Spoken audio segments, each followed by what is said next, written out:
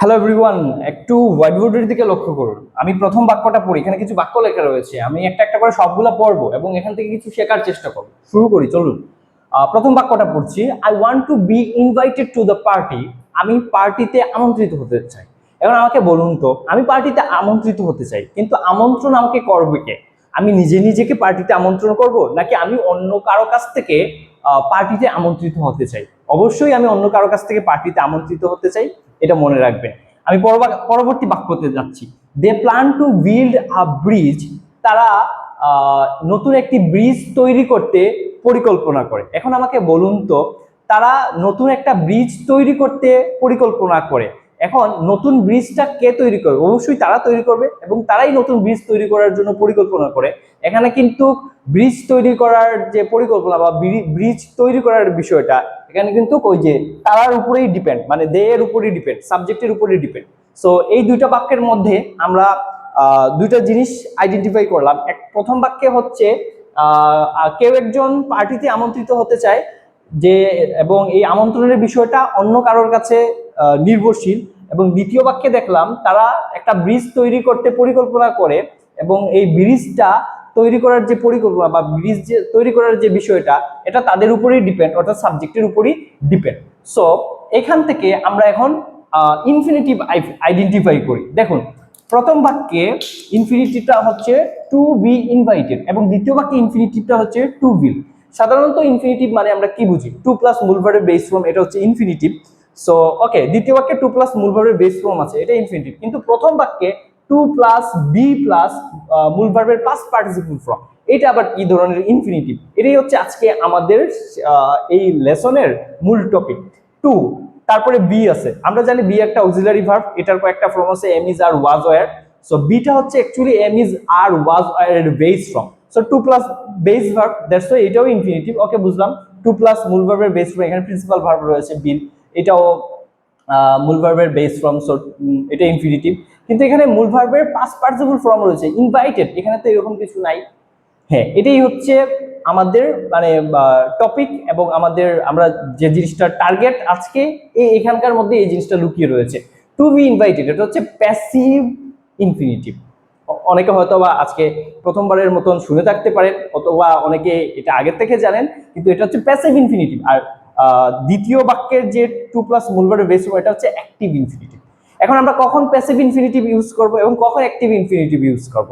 যখন এই যে I want to be invited to the party, আমি পার্টিতে আমন্ত্রিত হতে চাই, কিন্তু আমন্ত্রণের বিষয়টা আমার কাছে নাই, সেটা অন্য কেউ করবে, অর্থাৎ এই বাক্যের সাবজেক্ট থেকে আমন্ত্রণের বিষয়টা আসছে না, অর্থাৎ ইনফিনিটিভের সাথে ইনফিনিটিভটা সাবজেক্ট থেকে বিলং করতেছে না, তখন আমরা ইনফিনিটিভটা ইউজ করব বাক্যে, প্যাসিভ ইনফিনিটিভ ইউজ করব। কিন্তু দ্বিতীয় বাক্যে এই যে বিল্ড, আপনার ওই যে ব্রিজটা তৈরি করতে তারা যে পরিকল্পনা করে, তারাই পরিকল্পনা করে এবং তারাই ব্রিজ তৈরি করতে পরিকল্পনা করে, মানে তারাই ব্রিজ তৈরি করতে চায়। তো এখানকার যে ইনফিনিটিভটা, এখানকার এই মানে এই বাক্যের সাবজেক্ট থেকে বিলং করতেছে, দ্যাটস ওয়াই এখানে অ্যাক্টিভ ইনফিনিটিভ, আর প্রথম বাক্যে প্যাসিভ ইনফিনিটিভ।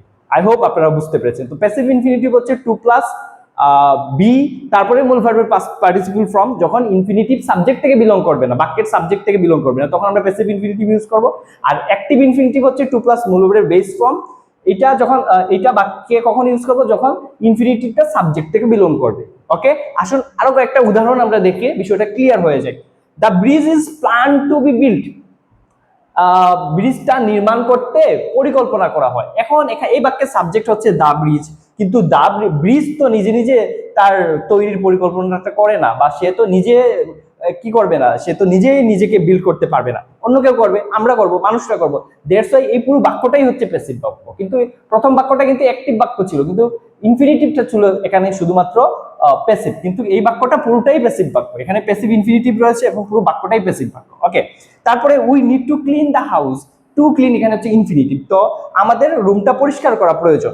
এখন এই রুমটা কাদের পরিষ্কার করা প্রয়োজন? আমাদের পরিষ্কার করা প্রয়োজন এবং আমরাই রুমটা পরিষ্কার করবো। দ্যাটস ওয়াই এখানে ইনফিনিটিভটা সাবজেক্ট থেকে বিলং করতেছে, দ্যাটস ওয়াই এটা অ্যাক্টিভ ইনফিনিটিভ এখানে ব্যবহার করেছে এবং পুরো বাক্যটাই একটা অ্যাক্টিভ সেন্টেন্স। তার পরবর্তী বাক্যটা আমরা পড়ি, the rooms needs to B cleaned. এই রুমটা পরিষ্কার করা প্রয়োজন।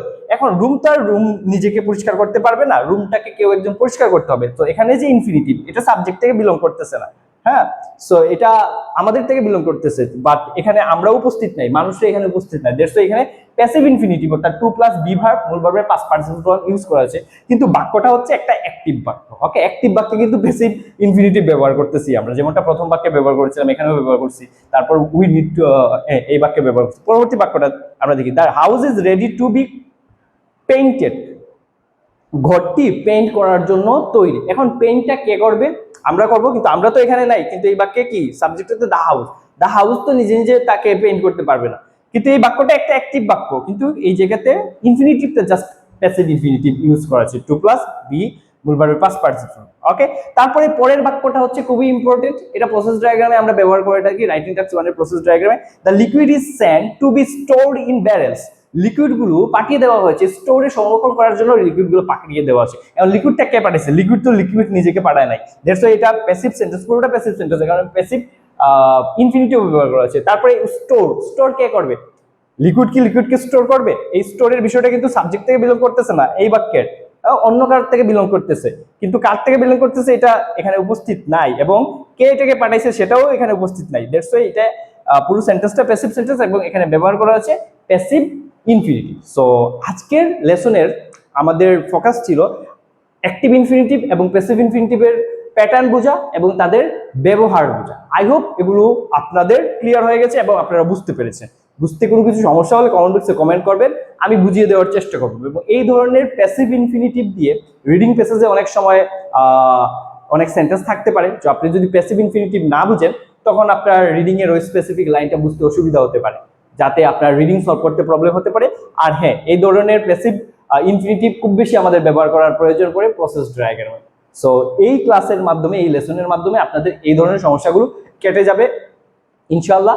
এবং আজকে এই পর্যন্তই থাক, পরবর্তীতে দেখা হবে আবারও নতুন কোনো লেসন নিয়ে। ধন্যবাদ।